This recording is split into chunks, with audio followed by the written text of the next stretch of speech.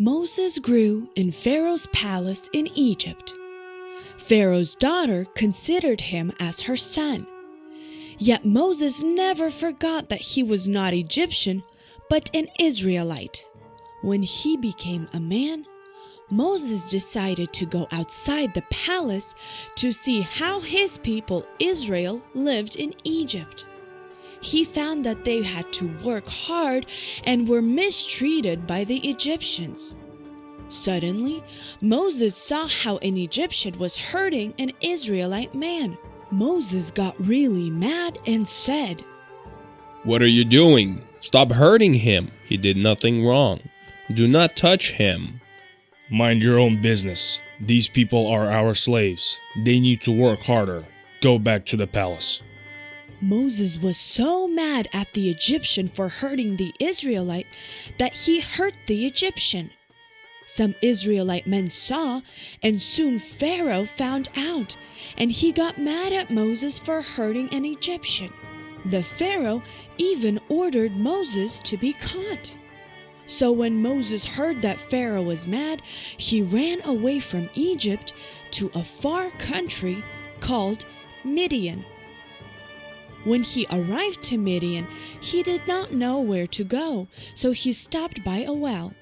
There, he met ladies that herded their father's sheep, and they invited Moses to their house to stay the night.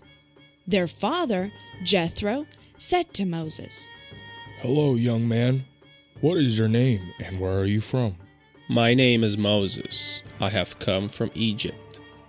"Do you have a place to stay?" Honestly, this is my first time here, so I have nowhere to stay.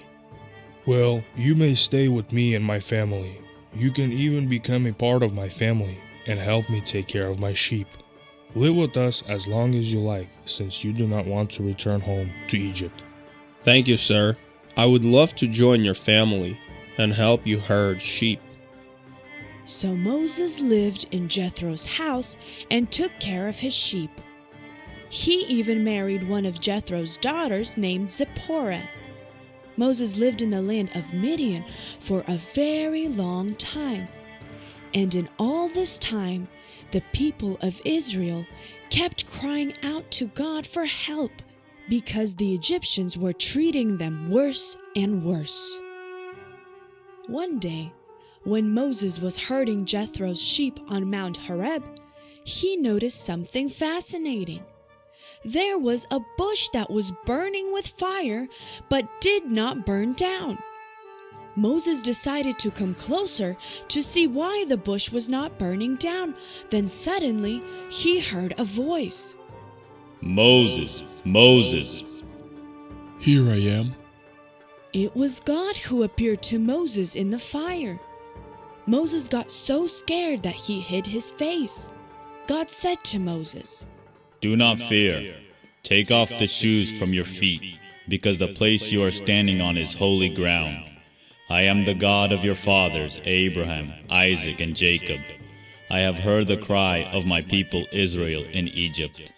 I know they are suffering, and I will bring them out of Egypt to the land I promised Abraham.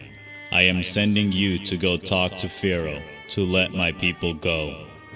God, me? Why? Who am I to talk with Pharaoh about your people, Israel? "Do not worry, Moses. I will be with you and guide you. Soon enough you will be back on this mountain with all of Israel serving me." Lord, I cannot do that. When I come to Israelites in Egypt, what will I tell them? That God sent me?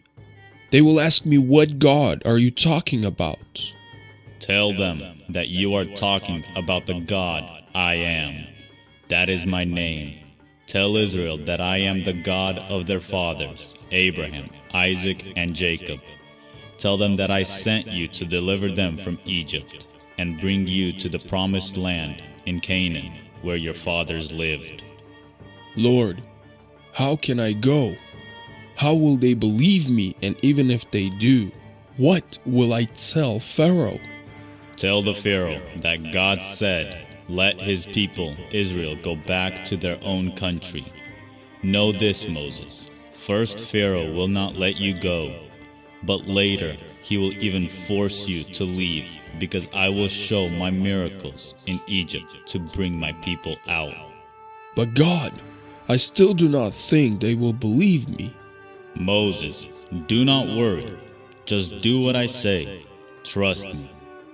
What is in your hand? My staff? Throw your staff to the ground. When Moses threw his staff to the ground, the staff turned into a snake. Moses got scared that there was a snake. Then God told him to pick it up by the tail, and the snake became a staff once again. Then God said, Moses, put your hand into your coat and take it out again. Moses did what God said, and his hand became sick and all white. Moses got scared something would happen with his hand, but God told him to put it back in, and when he took it out again, his hand was back to normal. Moses, show my people and Pharaoh these signs, that they will know it was I who sent you. Yes, God, but I do not even speak well. Sometimes it's hard to come up with the right words. How can I go to Pharaoh and demand that he let Israel go? Moses, who made your mouth? Did not I create it? I will help you. But also, I will send your brother Aaron to help you.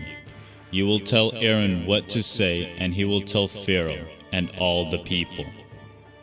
Okay, God, I will only go if you go with me. So Moses obeyed God's voice. He went down the mountain and got ready for a long journey back to Egypt to tell Israel and Pharaoh what God said to him.